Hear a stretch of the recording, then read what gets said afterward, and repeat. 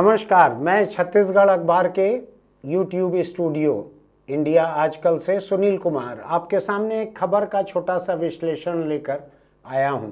इसको मैं कभी कभी एडिटोरियल भी बुलाता हूं क्योंकि ये वीडियो पर मेरे एडिटोरियल सरीखा है। इसमें मेरे विचार अधिक रहते हैं, विश्लेषण अधिक रहता है, खबर थोड़ी कम रहती है।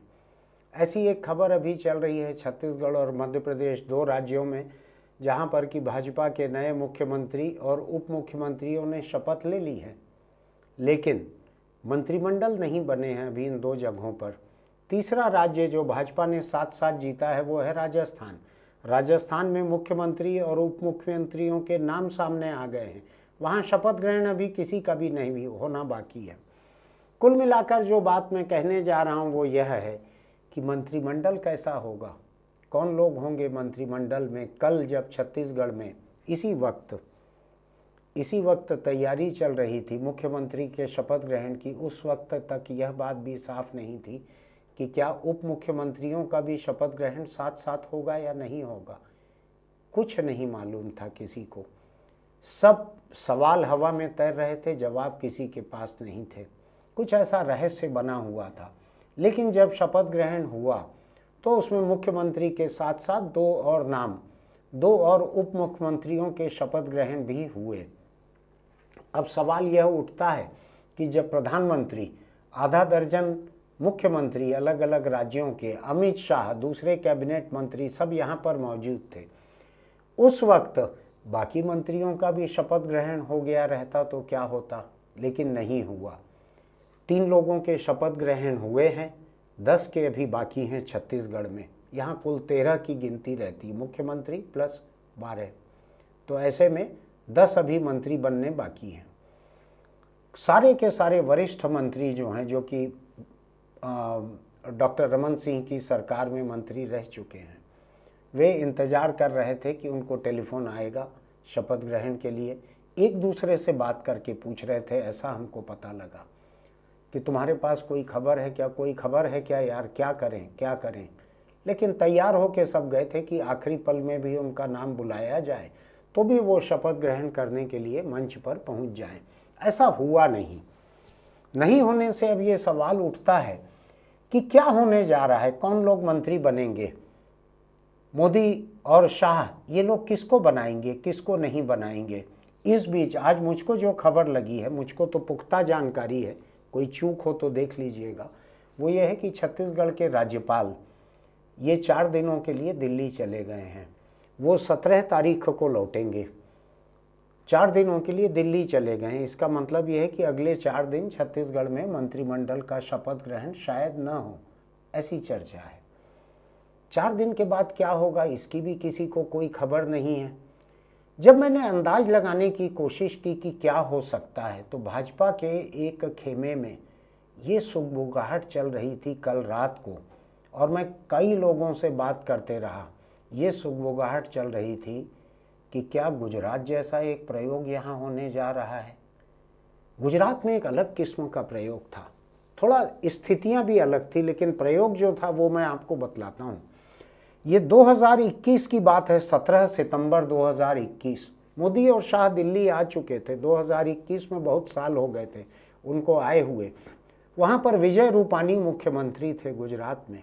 चुनाव को साल भर से ज़्यादा बचा हुआ था, करीब 1.25 साल बाकी था विधानसभा चुनाव को। वहाँ पर विजय रूपानी के कैबिनेट को हटा दिया गया, मुख्यमंत्री को भी हटा दिया गया, और वहाँ पर भूपेंद्र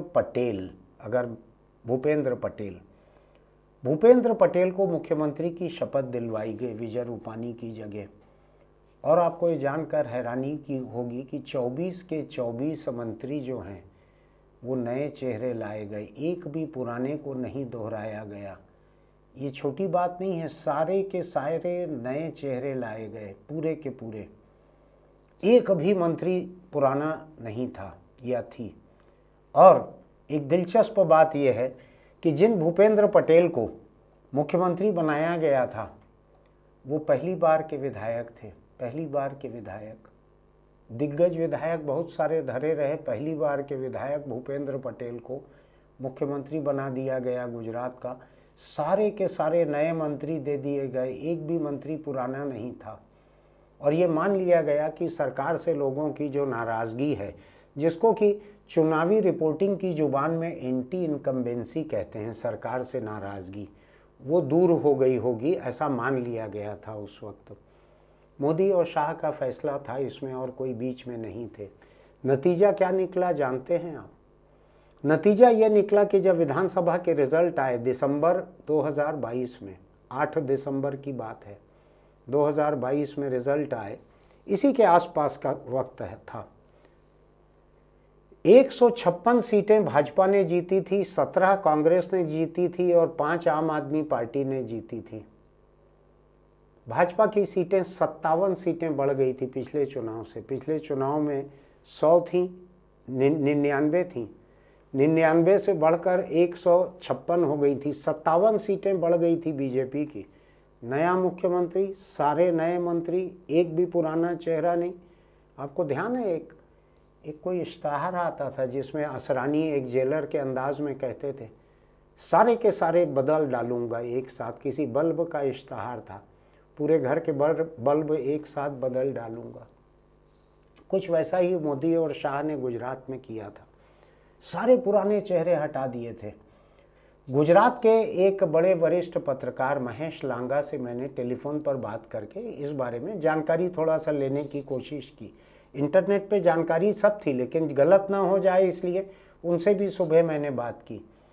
मेरे सहयोगी शशांक तिवारी जो साथ में यहाँ राजनीतिक विश्लेषण में बैठते हैं, उन्होंने याद दिलाया कि भूपेंद्र पटेल की अगुवाई में जो 2022 की भाजपा की जीत थी गुजरात में, ये गुजरात के इतिहास की सबसे बड़ी जीत थी भाजपा की। महेश लांगा से मैंने बात की तो उन्होंने कहा ये केवल भाजपा की नहीं, ये गुजरात के विधानसभा चुनाव के इतिहास की सबसे बड़ी जीत थी। इसके पहले की इतनी बड़ी जीत जो है 151 सीटों वाली कांग्रेस की किसी जमाने में थी, ये 156 सीटों वाली भाजपा की जीत थी। ये गुजरात में बड़ी अनहोनी किस्म की जीत थी। ये इतनी जीत बढ़ेगी किसी ने सोचा नहीं था। कांग्रेस की सीटें जो हैं 60 गिर गई थी, भाजपा की 57 बढ़ गई थी। इस किस्म की जीत पहली बार विधायक बने हुए मुख्यमंत्री की अगुवाई में हुई गुजरात में। आपको ध्यान होगा छत्तीसगढ़ में इस किस्म का एक अलग प्रयोग किया गया था 2019 के लोकसभा चुनाव में, जब मोदी और शाह ने, भाजपा ने सारे के सारे 11 उम्मीदवार बदल डाले थे। आपको ध्यान है ना वो चुनाव 2019 का लोकसभा चुनाव, जब सारे के सारे 11 उम्मीदवार यहाँ पे भाजपा के नए चेहरे थे। उसी चुनाव में उसके पहले तक जो सांसद रहे हुए थे और केंद्रीय राज्य मंत्री रहे हुए थे विष्णुदेव साय, जो अभी मुख्यमंत्री बने हैं, ये भी उस समय सांसद थे, उस समय राज्य मंत्री थे जब ये नया छांटा गया, नाम को छांटा गया। उन्होंने भी सहमति दे दी कि हाँ आप सब बदल दीजिए। उनको मालूम था उनकी भी टिकट कटने वाली है। पूरे 11 नाम बदल दिए गए थे। मुख्यमंत्री डॉक्टर रमन सिंह के बेटे अभिषेक सिंह, उनका भी, वो मुख्यमंत्री नहीं रह गए थे, भूतपूर्व थे उस समय, लेकिन अभिषेक सिंह उनके बेटे वो भी सांसद थे राजनांदगांव से, उनकी भी टिकट बदल दी गई थी। सारी टिकटें बदल दी गई थी। 11 में से 9 सीटें जीत कर ले आए थे मोदी और शाह, सारे नए चेहरों के साथ। कल रात से छत्तीसगढ़ में जो एक सुगबुगाहट चल रही है वो ये है कि क्या छत्तीसगढ़ में भी गुजरात की प्रयोगशाला का ये प्रयोग दोहराया जा सकता है? क्या यहाँ पर भी बचे हुए 10 मंत्री सारे के सारे नए चेहरे लाए जा सकते हैं? हालांकि यहाँ अभी साल भर में विधानसभा का चुनाव नहीं है कि मंत्रियों के चेहरों से लोगों को नाराज़गी हो गई हो, ठीक वैसे ही जैसे कि भूपेश बघेल की सरकार में हो गई थी और लोगों ने 12 में से 9 मंत्रियों को ही हरा दिया। उस किस्म की नौबत यहाँ पर नहीं है अभी, क्योंकि भाजपा की सरकार ही नहीं है। लेकिन क्या लोकसभा के चुनाव को ध्यान में रख के 9 सीटों को 11 में तब्दील करने को लेकर मोदी और शाह इस किस्म का प्रयोग यहाँ करने जा रहे हैं? हमको छत्तीसगढ़ के साथ साथ बाकी 2 राज्य जहाँ पे मनोनयन हो रहा है उनको भी देखने की ज़रूरत है। राजस्थान में पहली बार विधायक बने हैं भजनलाल शर्मा, उनको मुख्यमंत्री बना दिया गया है।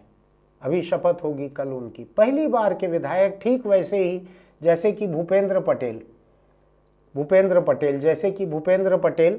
पहली बार के विधायक थे, गुजरात में मुख्यमंत्री बना दिए गए, पूरे 24 नए मंत्री दे दिए गए और वो जीत कर आ गए।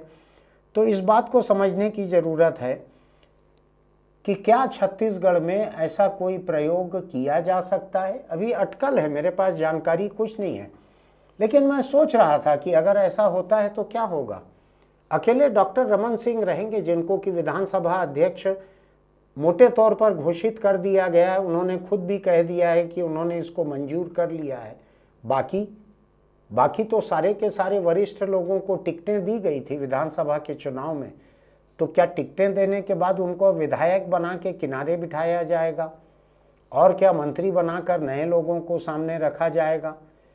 हम लिस्ट देख रहे थे बैठकर कि अगर ऐसा किया जाता है प्रयोग, तो क्या भाजपा के पास मंत्री बनाने के लिए पर्याप्त, हालांकि उनके बहुत हैं, 50 से ज़्यादा विधायक उनके जीत के आए हैं भाजपा के, लेकिन क्या उसमें पहली बार के विधायक इतने हैं कि जिनको मंत्री बनाया जाए तो पुराने किसी की भी ज़रूरत नहीं रहेगी, सारे नए नामों को बनाया जा सकता है। इनमें से कुछ नाम हमने ऐसे ही अनायास देखे हैं।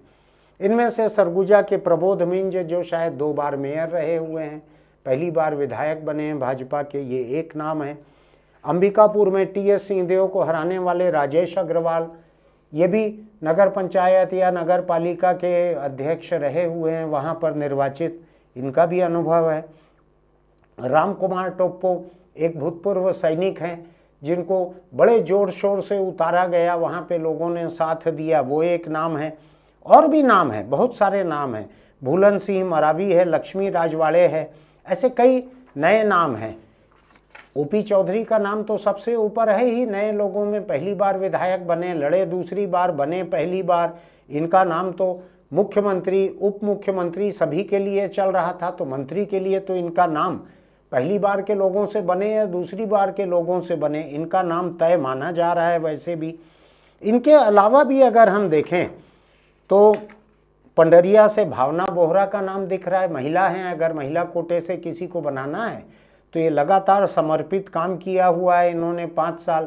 ये नई विधायक हैं, पहली बार जीत कर आई हैं, पहली बार लड़ी ही हैं, उनका नाम हो सकता है। और कई नाम, ताम्रध्वज साहू को हराने वाले ललित चंद्राकर, ये नए कैंडिडेट हैं। अरुण वोरा को हराने वाले गजेंद्र यादव, ये आरएसएस से संबंधित परिवार के हैं, उसका एक वजन, अतिरिक्त वजन है। रिकेश सेन, ये सेन समाज के पहले विधायक बने हैं छत्तीसगढ़ में, ये वहाँ पर 5 अलग अलग वार्डों से पार्षद रह चुके हैं, उनका नाम है। पहली बार के विधायकों में मैं मंत्री बनने वाले नहीं कह रहा हूँ, जो नाम है पहली बार के विधायकों के, उनको उनमें से कुछ नाम गिना रहा हूँ मैं।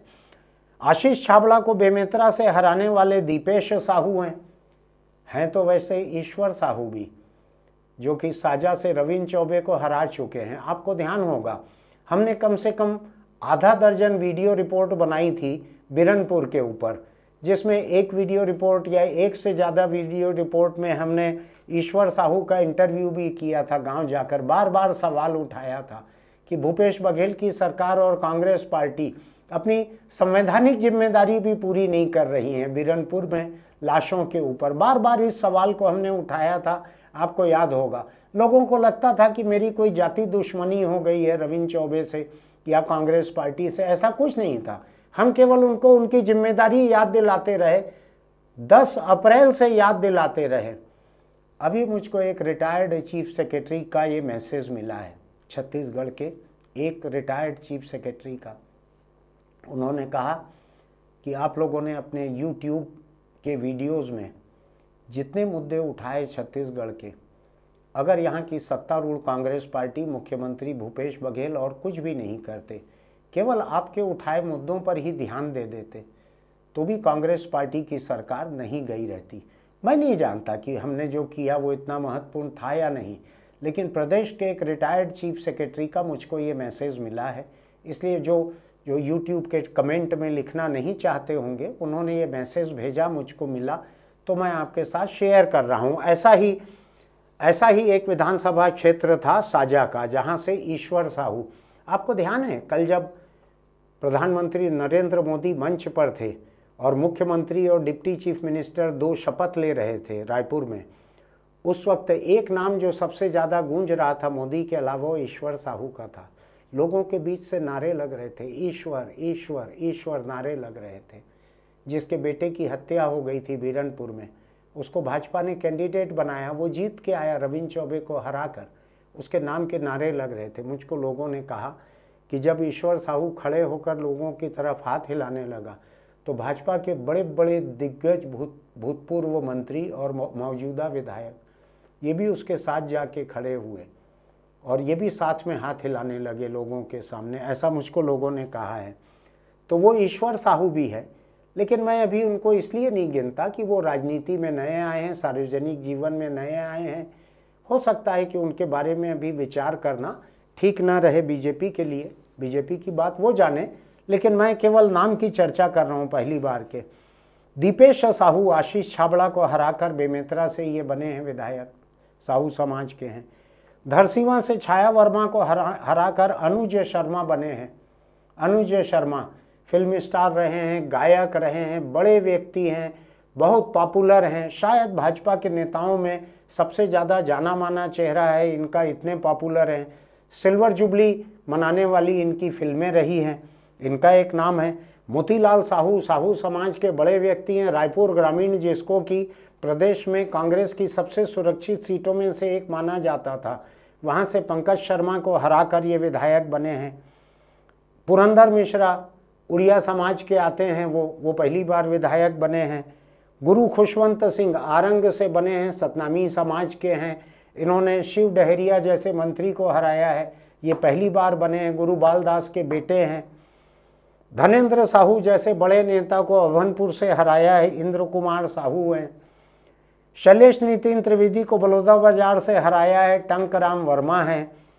अमितेश शुक्ला को राजिम से हराया है, रोहित साहू हैं। ये सब नाम नए नए एमएलए के हैं, शायद ये सभी पहली बार एमएलए बने हैं, ऐसा मुझको ध्यान पड़ रहा है। जगदलपुर बस्तर की अकेली अनारक्षित सीट जो है उससे किरण सिंह देव ये बने हैं विधायक, ये पहले मेयर रह चुके हैं, तो हो सकता है इनका नाम बस्तर से विचार किया जाए। दीपक बैज प्रदेश कांग्रेस अध्यक्ष को सांसद को हराने वाले, भाजपा के विनायक गोयल इनका नाम हो सकता है, पहली बार के हैं। दंतेवाड़ा के छविंद्र महेंद्र कर्मा के बेटे को हराने वाले चैतराम अरामी ये पहली बार बने हैं शायद विधायक, इनका नाम हो सकता है। बस्तर से एक नाम और हो सकता है, कांकेर से शंकर ध्रुवा को हराने वाले आशाराम नेताम का, ये भी पहली बार विधायक बने हैं। हो सकता है थोड़ा सा मेरी जानकारी आगे पीछे हो, इनमें से तकरीबन सभी लोग पहली बार विधायक बने हैं। तो क्या छत्तीसगढ़ में आगे के 10 मंत्रियों के नाम जो हैं पहली बार विधायकों के रहेंगे, जिस तरह से गुजरात में प्रयोग किया गया था 2021 में, क्या वैसा यहाँ पर होगा? मैं नहीं जानता ये होगा कि नहीं होगा, जब तक अगला शपथ ग्रहण नहीं होता है सबकी धड़कनें बढ़ी रहेगी। राजस्थान में अभी इन 3 राज्यों में मनोनीत करते समय राजस्थान में पहली बार के विधायक को वहाँ पर मुख्यमंत्री मनोनीत कर दिया गया है। एक बड़ी दिलचस्प तस्वीर मैंने देखी अलग अलग अखबारों में या वेबसाइटों पर, राजस्थान और मध्य प्रदेश के भाजपा विधायक दल की जो तस्वीरें थी उनमें एक व्यक्ति एक राज्य में तीसरी या चौथी लाइन में था, वहाँ से निकलकर वो मुख्यमंत्री बना दिया गया, वहाँ से निकाला गया और मुख्यमंत्री बना दिया गया। एक राज्य में तीसरी लाइन में और एक राज्य में चौथी लाइन में जो भाजपा विधायक था उसको सामने लाकर मुख्यमंत्री बना दिया गया। ये पार्टी कुछ अलग है, पार्टी विद अ डिफरेंस। ये ऐसा कर सकती है, फैसला कड़ा दिल कड़ा कर सकती है, फैसला कड़ा कर सकती है। ये देखने की बात है कि छत्तीसगढ़ में क्या होगा। मैं किसी की धड़कन बढ़ाने के लिए ये बात नहीं कह रहा हूँ, लेकिन मैं केवल ये गिनाने के लिए कह रहा हूँ कि गुजरात का जो प्रयोग है, गुजरात के प्रयोग ने, अभी ये नक्शा देख रहा हूँ मैं गुजरात का 2022 के चुनाव का, तकरीबन तमाम प्रदेश जो है भगवा दिख रहा है विकिपीडिया के इस नक्शे में। हो सकेगा तो हम आपको दिखाएंगे इस नक्शे को, इन आंकड़ों को दिखाएंगे, विधानसभा कैसी बनी है वहाँ पे उसको भी दिखाएंगे 2022 की विधानसभा। तो क्या इस तरह का कोई प्रयोग छत्तीसगढ़ में होने जा रहा है?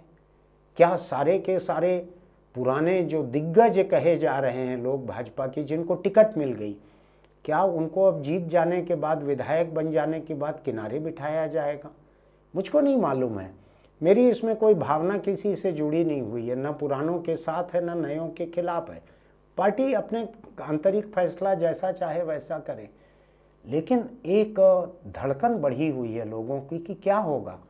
मुझको एक बहुत बड़े मंत्री रहे हुए और आज विधायक जो हैं और कल जो शपथ ग्रहण की राह देख रहे थे, उनके एक बहुत करीबी ने कहा कि एक चर्चा ये चल रही है कि पूरे के पूरे 10 नाम बदल दिए जाएं। फिर मैंने भाजपा के और कई लोगों से बात की, उन्होंने कहा कि हाँ, एक सुगबुगाहट ये चल रही है कि क्या सारे के सारे नाम, सारे के सारे मंत्री पहली बार जीत कर आने वाले नए लोगों को बनाया जाएगा। ये छत्तीसगढ़ के इतिहास में, मध्य प्रदेश के इतिहास में बिल्कुल नए किस्म का प्रयोग रहेगा। अगर ऐसा होता है तो उससे क्या अच्छा होगा, क्या बुरा होगा, इस पे हम आगे बात करेंगे, अगर ऐसा हो जाएगा तो।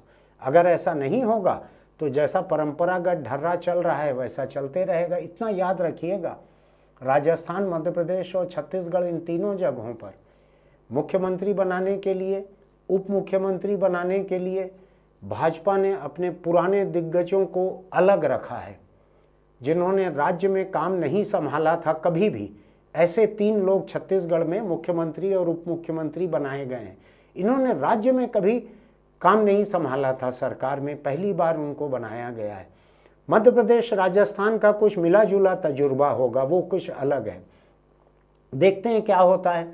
मैं भी इंतजार कर रहा हूँ आपके साथ कि ये नए नाम जो हैं मंत्रियों के, ये नए चेहरे रहेंगे या नए पुराने मिले जुले रहेंगे, क्या होता है देखना पड़ेगा।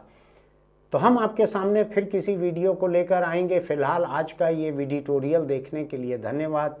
इसमें थोड़े मेरे विचार हैं, थोड़ा मेरा विश्लेषण है, कुछ खबर है, कुछ अटकल भी है। आपको अच्छा लगे तो इसको सब्सक्राइब कीजिएगा, नोटिफिकेशन की बटन दबाइएगा, लाइक कीजिएगा, टिप्पणी लिखिएगा, दोस्तों तक इसका लिंक भेज सकें तो हमारी बात थोड़ा और आगे बढ़ेगी, कुछ हमारे सब्सक्राइबर और बढ़ जाएंगे। और हाँ, एक चीज़ का ध्यान रखिएगा कि आप अगर दोपहिया चलाते हैं तो हेलमेट लगा कर रखिएगा। सीट बेल्ट की ज़रूरत तो दोपहिए पे नहीं है, लेकिन हेलमेट का बेल्ट जरूर लगा कर रखिएगा, वरना किसी हादसे की नौबत में हेलमेट उड़कर ढक्कन की तरह दूर जा गिरेगा, आपको बचा नहीं सकेगा। अगर कार में चलते हैं तो आप सीट बेल्ट लगा कर रखिएगा। हम चाहते हैं कि आप सुरक्षित रहें, हम और आप लंबे समय तक एक दूसरे से बात करते रहें। मैं तो सीट बेल्ट लगा कर रखता हूँ, बुलेट चलाता हूँ कभी कभी तो हेलमेट लगा कर ही रखता हूँ। फिर मिलते हैं।